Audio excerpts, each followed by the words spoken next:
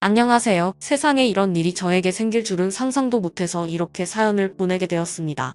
제 이야기 꼭 끝까지 들어주세요. 저는 나이가 좀 있어요. 아들 한 명이 있고요. 아주 어릴 때부터 학교를 가지 못하고 집안의 가장 아닌 가장으로 살아왔어요. 동생들 먹여 살린다고 허리에 아줌마처럼 애기 띠두르고 어린 동생들을 등에 업고 일을 했으니 말이지요. 그 옛날에는 지금처럼 먹고 살기 좋은 때가 아니라 시골에서는 일자리도 부족해 뒷산에 가서 드름나물 뜯고 뭐 정말 속된 말로 원신처럼 살았습니다. 그러다가 형편이 더 어려워지고 집에 밥 먹는 입이라도 하나 더 덜어야 할 것 같다고 생각하신 어머니는 저를 나이 많은 남자에게 시집을 보냈어요. 아마 지금 생각하면 엄마는 그 남자에게 돈을 받고 저를 시집 보낸 것 같아요. 집에 돈이 너무 없고 그나마 돈 될 거라고는 제 몸뚱이뿐이었으니 말이지요. 그렇게 시집 가서 제가 행복했을까요? 그렇지 않았지요. 남자는 머리가 다 까져서 같이 다니기도 창피할 만큼 그 정도로 정상이 아닌 사람이었고 전 그 남자와 결혼하는 하루하루가 고통스러웠습니다. 그래도 이게 내 인생이다. 누구 탓을 할 수는 없다라고 생각한 전 악을 써서 하루하루 살아남았지요. 그렇게 살다 보니 아이도 생겼고 그래도 밥 먹는 걱정은 안 해도 되니까 살만하더라고요. 그렇게 쭉 살았으면 얼마나 좋았을까요? 슬슬 남편이 여성 패력이 드러났고 돈이 넉넉했던 남편은 매일 밤 적대 여성을 만나 집에 안 들어오는 게 습관이 되어갔어요. 참 신기한 게 전 오히려 그게 편하더라고요. 집에 들어와서 술주정 부리고 욕먹는 것보다 밖에 나가서 딴 여자 만나는 게 더 나았습니다. 확 그냥 남편이 죽어도 상관없을 만큼 애정은 없었고요. 그런데 말에 씨가 된다고 술독에 빠져 살았던 남편이 뇌출혈로 쓰러졌고 쓰러진 지 3일도 안 되어 세상을 떠났습니다. 전 막막했죠. 갓난아이를 데리고 어떻게 살아야 하나 싶었습니다. 살고 있던 집은 시댁 식구들이 홀라당 가져나가 버렸고 저는 순식간에 시댁에서 불청객 없어도 될 존재가 되어서 남편 앞으로 나온 사망보험금을 일부도 받지 못하고 쫓겨났습니다. 애가 있으니 죽을 수도 없고 또 이를 악물고 살았죠. 그때 저에게 인생이 스승과도 같은 사람이 나타나게 되셨습니다. 애를 데리고 일할 수 있는 곳이 없나 고직을 알아보는 중 한 반찬 가게 고직 문의를 드리러 갔어요. 일은 하루 종일 할 수 있는데 아이가 있어서 문제라고. 혹시 아이를 한켠에 두고 일할 수 있냐고 물으니 그 주인 아줌마는 잠시 고민하더니 어르머니인가? 아이고 딱해라. 남편은 어찌하고. 그래 여기 작은 방 있으니까 애 두고 일여. 어차피 나도 우리 손주 그 방에 두고 일하니. 둘이 친구하면 되겠네. 그렇게요? 하면서 허락을 하셨어요. 기대도 안 했는데 흔쾌히 그렇게 아이와 함께 일하는 것을 허락했고 저는 그 반찬 가게에서 일을 시작했습니다. 하루하루가 벅찬고 감사했어요. 반찬을 만들고 포장하고 판매하는 일련인 모든 과정들이 저에게 재미를 주었습니다. 다른 사람들은 아침 6시부터 나가서 9시까지 그렇게 하루 종일 일하면 피곤하지 않냐고 했지만 저는 오히려 기분 좋다고 일할 수 있음에 감사하다고 했지요. 그렇게 씩씩하게 일한 저를 본 주인 할머니는 갑자기 그런 말씀을 하시더라고요. A 중학교에 올라가고 고등학생 되면 돈도 많이 들 텐데 앞으로 어찌할 셈인가. 언제까지 남 밑에서 일할 수 없지 않은가. 라고요. 저는 그러게요. 저도 아직 어떻게 할지 모르겠어요. 그래도 나라에서 나오는 돈이랑 제가 버는 돈 합치면 그럭저럭 아이 대학 때까지 키울 수 있을 것 같긴 해요. 라고만 하자 주인 할머니는 그러지 말고 앞으로 몇 년 일할 동안 내 옆에서 반찬하는 법 좀 배우고 손님 어떻게 끌어들이는지도 다 배워서 나중에 자기만의 반찬 가게 내. 어차피 자기 죽을 때까지 돈 벌면서 살아야 하는데 나이만 안 넘으면 가게 주인들도 부담스러워서 잘 안 쓰니까. 이제부터는 반찬 포장 말고 만드는 법도 내가 알려줄 테니까 양념장부터 시작해서 그거 잘 기억해줬어. 이거 아무한테도 안 알려줬어 이때까지. 그런데 자기가 워낙 열심히 일하고 일하는 것을 또 즐거워하니까 내가 도와주는 거야. 그러니까 열심히 배워서 일해. 라고 하더라고요. 옴둘 바를 몰랐죠. 그냥 일개 시간제 알바생인 애 엄마한테 이런 은혜를 베풀어 준다는 게 쉽지 않은 일이거든요. 저는 그때부터 정말 더 열심히 일했죠. 도라지 무침부터 시작해서 감자탕, 콘샐러드, 미트볼 등등 일반 가정집 레시피와는 다르게 조금 더 특별하고 그 반찬 가게 비법이 담겨있는 모든 것을 싹싹 배웠습니다. 다른 곳과는 다르게 맛이 좀 독특하면서 중독성이 있어서 제가 일하는 반찬 가게는 손님이 마를 날이 없었거든요. 그곳에서 몇 년 정도 일했을까 모은 돈도 어느 정도 생겼고 아이도 학교에 갈 나이가 드니까 저도 그 반찬 가게를 떠나 저만의 반찬 가게를 차려야 할 날이 오고 말았습니다. 이미 주인 할머니는 저를 떠나보낼 준비를 다 하셨고 저 또한 주인 할머니께 감사의 얘기를 표하며 그렇게 자립하게 되었습니다. 발품을 팔아 아파트 한 상가에 반찬 가게를 열었어요. 처음에는 그렇게 손님이 많지는 않았어요. 시간이 흐르고 입소문이 나자 점점 아파트 주민들이 제 반찬 가게를 찾아주셨고 하루에 매출이 30만 원을 찍을 때도 있었지요. 매출은 많았지만 퀄리티와 신선한 식재료를 우선시한 저였기 때문에 원재료 값이 만만치 않았고 순수익을 그렇게 많지 않았어요. 그래도 첫 월급 타서 제게 비법을 알려주신 할머니께 찾아가 은혜도 갚고 행복한 하루하루를 보내고 있었지요. 그런데 문제는 제 아들이었습니다. 아빠 없이 큰 그 녀석에게 미안해서 혼내야 할 때 못 혼내고 그렇게 키웠어요. 그게 화를 만든 겁니다. 중학교 올라가서 점점 삐뚤어진 그 아이는 동급생 학생들과 싸워서 문제를 일으키기도 했고 엄마인 저에게 막말도 서슴지 않았어요. 안 되겠다. 자식은 부모의 얼굴이다. 애가 이렇게 된 것은 내 탓이다. 생각한 전 정말 호되게 아들을 혼냈고 반찬 가게도 뒤로하고 애 교육에 심혈을 기울였지요. 아들아, 너는 절대로 남의 눈에 피눈물 흘리는 그런 사람이 되지 말구나. 아무리 돈이 많고 명예가 있어도 남의 눈에 피눈물 흘릴 사람은 절대 끝에 못 갈 수 없어. 알겠니? 라고 하면서 그 말을 정말 뼈에 새겨줄 정도로 강조를 하고 또 강조를 했어요. 그래도 저의 노력 끝에 아들은 다시 예의 바른 학생이 되는 듯 했어요. 그렇게 평화로운 나날들이 계속되어 갔죠. 반찬 가게는 감사하게도 매출이 꾸준히 났고 아들을 학교 보내는 데까지는 무리 없이 장사를 할 수 있었습니다. 매일 아침 6시에 일어나 반찬들을 손으로 다 다듬었어요. 도라지도 까있는 걸 사는 게 아니라 제가 3년 된 도라지를 사서 물에 불리고 그 껍질을 다 다듬었고 토마토 미트볼도 시중에 파는 토마토 소스를 쓰는 게 아니라 직접 찰 토마토를 사서 갈고 오레가노랑 소금 올리브유 넣고 해서 몸에 좋게 만들었어요. 손이 정말 많이 가고 하루에 팔 수 있는 양이 정해져서 어마어마하게 큰 돈을 벌지는 못했지만 그래도 몇십 년간 아들도 대학 보내고 제 집만 원도 성공할 수 있을 정도의 소소한 돈을 꾸준히 모았어요. 그간 단골 손님들 덕분에 매출이 꾸준해서 다행이었지요. 그렇게 세월이 흐르고 중학교 고등학교 철없던 아들도 훌쩍 커서 장가를 가네 많이 하니 참 많은 시간이 흐르게 된 거죠. 하지만 문제는 따로 있었습니다. 학교를 졸업하고 마땅한 취업 자리가 없어서 노가다를 하게 된 아들이 시간이 지날수록 상태가 안 좋아진 거였어요. 밤낮이 바뀌고 애가 점점 폐인이 되어간 거였죠. 그래도 그 전까지는 지가 돈 벌어서 생활을 했는데 감당이 안 되니까 허구한 날 엄마한테 돈 달라고 소리치고 반찬 가게 나와서 돈 빼가고 저도 지쳤습니다. 그러던 중 일이 터진 거예요.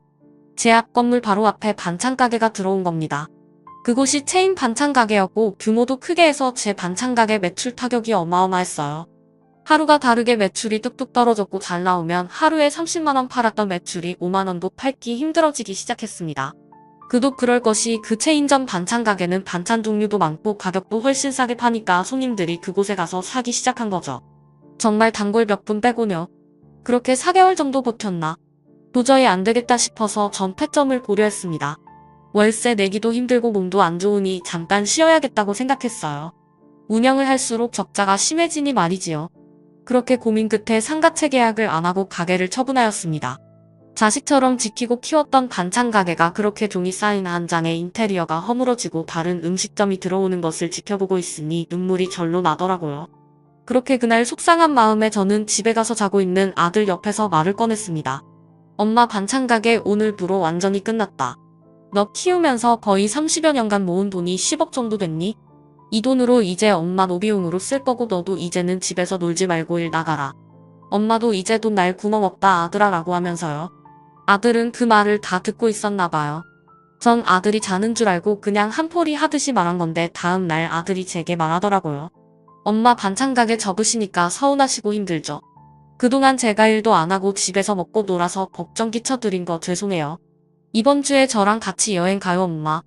라고 하더라고요. 아들이 드디어 철이 들었구나 싶었고 저는 정말 처음으로 가는 아들과의 먼 여행에 들떠서 이것저것 옷도 사고 했습니다. 그렇게 여행 날이 왔고 저는 목적지도 모른 채 아들과 함께 여행을 떠났어요. 아들은 여행 내내 희미한 미소를 띠고 있더라고요.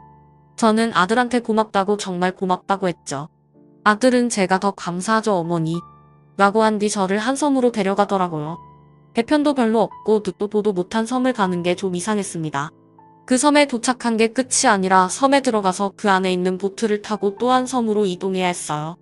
아들아, 도대체 여기가 어디냐? 유명한 곳이냐? 엄마는 몸이 약하고 배멀미가 심해서 벌써부터 지치고 어지럽다. 가서 한숨 자야 할 것 같아.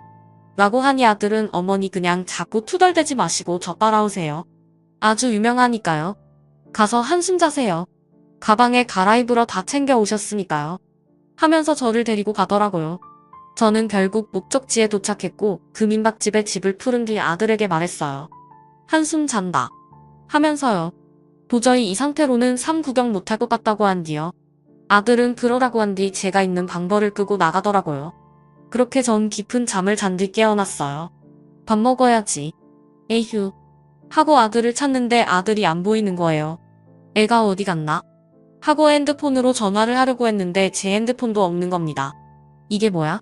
라고 하고 방 안을 뒤져보니 아들이 남긴 걸로 추정되는 종이 한 장이 남겨 있더라고요. 어머니 죄송해요. 여기서 몇 년 푹 쉬다 오세요. 이번에 어머니 반찬 가게 배업하고 나온 돈 그 돈으로 제가 사업 한번 해보려고요. 성공하면 찾아올게요. 라고 써있는 겁니다. 이게 뭐냐고 소리치며 민박집 방 문을 열고 뛰쳐나가려고 하니 그 집주인이 나와 어딜 갔냐고 지금 나가봤자 캄캄해서 소용없다고 눈치가 그렇게 없냐고 당신 아들이 여기 당신 버린 거라고 하면서 절 다시 방 안에 쳐놓더라고요. 순간 심장이 쿵 했습니다. 이게 어떻게 된 일인지 미칠 것만 같았어요. 막 미친 사람처럼 여기 사람 없어요. 저 빨리 육지로 데려가시오.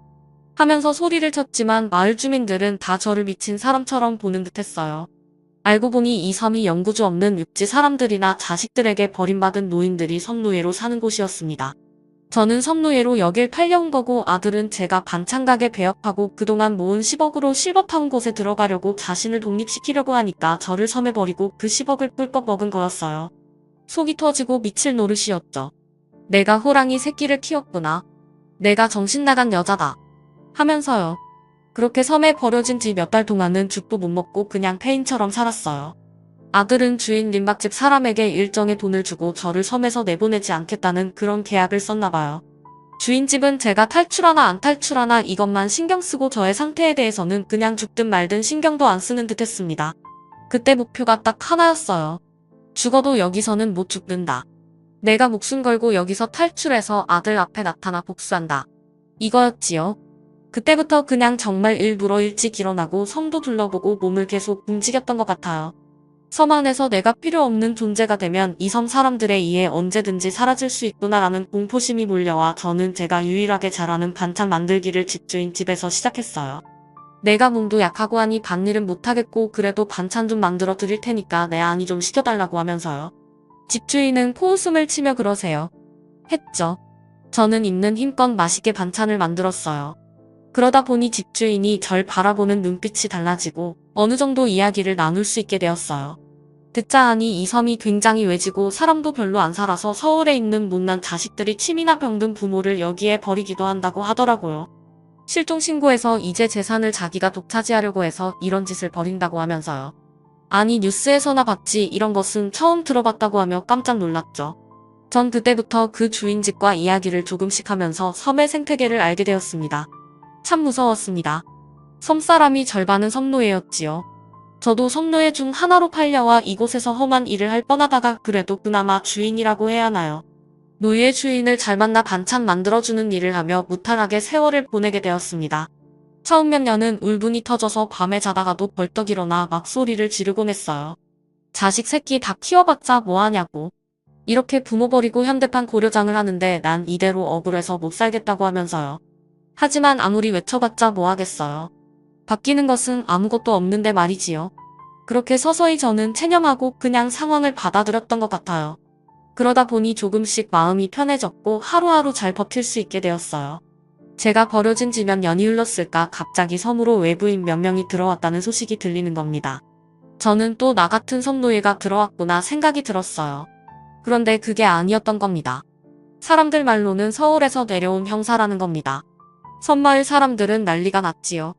우리 다 들켜서 감방 가는 거 아니냐며 자신들이 섬노예를 숨기기 시작했습니다. 저는 그 사실을 듣고 그 사람들을 붙잡아서 나 좀 살려달라고 해야겠다 마음을 먹었어요. 그래서 주인집 몰래방에서 뛰쳐나와 섬 뒤편 냇가로 달려가는데 한 남자 두 명이 갑자기 저를 쫓아오는 겁니다. 저기요 저기요 라고 하자 저는 두려운 마음에 막 뒤도 안 보고 더 달려갔던 것 같아요. 그런데 늙은 노인네가 뛰어봤자 젊은 남자들에 비교할 수가 있나요? 순식간에 잡혔고 저는 그 순간 바닥에 주저앉아 싹싹 밀었던 것 같아요. 제발 살려주시오. 제발 내가 서울로 꼭 가야 한다니. 내가 지금 여기서 죽을 수는 없다니요. 제발 나를 그 육지에서 넘어온 형사를 만나게 해주오 하면서요. 그러자 그 남자 2명은 아주머니 진정하세요. 심호흡하시고 저희 아주머니 해치러 온 사람 아닙니다. 김순자 씨 되시죠? 저희 아주머니 찾으러 온 거예요. 벌써 여기에 형사 왔다고 소문났어요. 장난 아니네. 일반복 입고 왔는데 아주머니 저랑 서울 가셔야 해요. 지금 여기 서울경찰서 난리 났습니다. 빨리 저희랑 같이 가요. 어쩌면 좋아요. 아휴 한 번 더 말해주세요. 나를 찾으러 왔다고요? 서울에서 그게 진짜요. 하면서 저는 어리둥절했고 자세한 이야기는 섬 밖에 나가서 말하자는 형사의 말에 저는 그 형사들을 따라한 보트를 타고 다시 큰 섬으로 넘어갔고 거기서 안전한 배편을 타고 이야기를 듣게 되었어요. 알고 보니 제 아들이 엄청난 범죄 조직단 뭐라고 말해야 하나요? 그러니까 뭐 한국인도 껴있고 저기 필리핀 동남아 쪽에서 일하는 범죄란도 껴있고 해서 전화로 사람들 속여서 돈 뺐거나 아니면 사기치는 그런 일을 했다고 하더라고요. 아들은 절 버린 뒤 바로 그런 조직단에 들어가 몇 년간 활동을 하다가 짬이 차서 위쪽으로 올라갔고 한국에 필리핀을 오가며 그런 일을 해서 어마어마한 돈을 번 거예요. 애가 하라는 취업은 안 하고 하루하루 돈 없어서 골골대니 아예 이런 검은 돈을 만진 일을 시작한 거였습니다. 그 말을 듣자마자 심장이 쿵 떨어지더라고요. 그래도 4배 아파 키우니까 그런 일이 연루되었다는 게 전 끔찍했습니다. 전 형사에게 말했죠. 어떻게 날 찾았냐고. 내가 여기 있는 걸 어떻게 알았냐고 물었지요. 형사들은 그러더라고요. 제가 여기 섬으로 팔려온 그날 서울로 간 아드님께서 어머님 통장에 있는 수억을 차명계좌로 옮겼고 그 차명계좌가 범죄계좌로 이용되어서 저희가 신고를 받고 그때 그 금융거래 내역을 추적했다.